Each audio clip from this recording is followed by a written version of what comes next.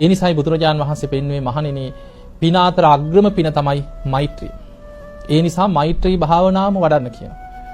ඔබ නිතර පුරුදු වෙන බොහොම සරලව මම ඔබට පෙන්නලා දෙන්නම්. දැන් මෛත්‍රී භාවනාව කරන ක්‍රම දෙකක් බුදුහාඳුරෝ පෙන්වනවා. එකක් තමයි අප්‍රමාණ චේතෝ විමුක්තිය. ඒ කියන්නේ දිශා වශයෙන්. අපිට දස දිශාවක් ගැන අපි දන්න උඩ දිශාව, යට දිශාව, ඊළඟට හාත්පස තියෙන දිශාවල් ටික. ඕක තමයි කරණීයමිත සූත්‍රය කියන්නේ උද්දං අදෝච තිරියංච. උඩ යට හාත්පස. ඒ කියන්නේ උතුරු දිශාව, උතුරු අනු දිශාව, නැගෙනහිර දිශාව, නැගෙනහිර අනු දිශාව, දකුණු දිශාව, දකුණු අනු දිශාව, බටහිර දිශාව, බටහිර අනු දිශාව. එතකොට දිශා 8යි උඩ දිශාවයි යට දිශාවයි 10යි. දස දිශාවට මෛත්‍රී වඩන්න කියන. ඉස්සලාම තමන්ට මෛත්‍රී වඩලා අත්තානං උපමං කତ୍වා තමා උපමා කරගන්න යම්සේද ඒ විදිහටම අනෙක් සෑම සත්වයක්ම නිදුක් වෙත්වා නිරෝගී වෙත්වා සුවපත් වෙත්වා කියලා ඔක නිදාගන්න ගිහිලා හරි පුරුදු කරන්න. සරලව පටන් ගන්න. ගොඩාක් ගැඹුරින් නැති වුණාට පොඩියට පටන් ගත්ත දේ තමයි දියුණු කරගන්න පුළුවන්. අඩුම ගාන විනාඩි 10ක් 15ක් හරි ඇඳේ ඉඳන් හරි මෛත්‍රී භාවනාවක් පුරුදු වෙන්න. එක්ක උදේ නැගිටපු ගමන් හරි පොඩි වෙලාවක් හරි මෛත්‍රී භාවනාව විනාඩි 10ක් හරි පුරුදු කරා. ඔය එකක්.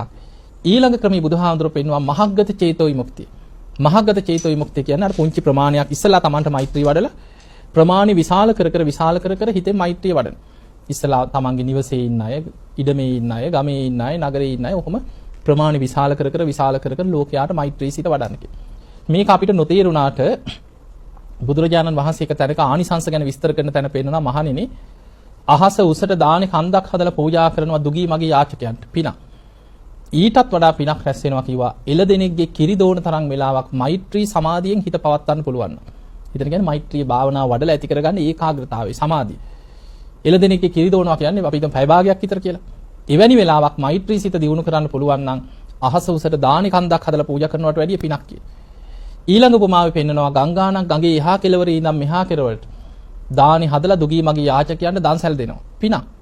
ඊටත් වඩා පිනක් කියනවා බතක් ඉදෙන තරම් වෙලාවක් මෛත්‍රී සිත වඩන්න පුළුවන්. බතක් ඉදෙන්න විනාඩි 15ක් 20ක් යයි. එතකොට එවැනි වෙලාවක් මෛත්‍රී සමාධිය වඩන්න පුළුවන් නම් ඊට වඩා පිනක් කියනවා.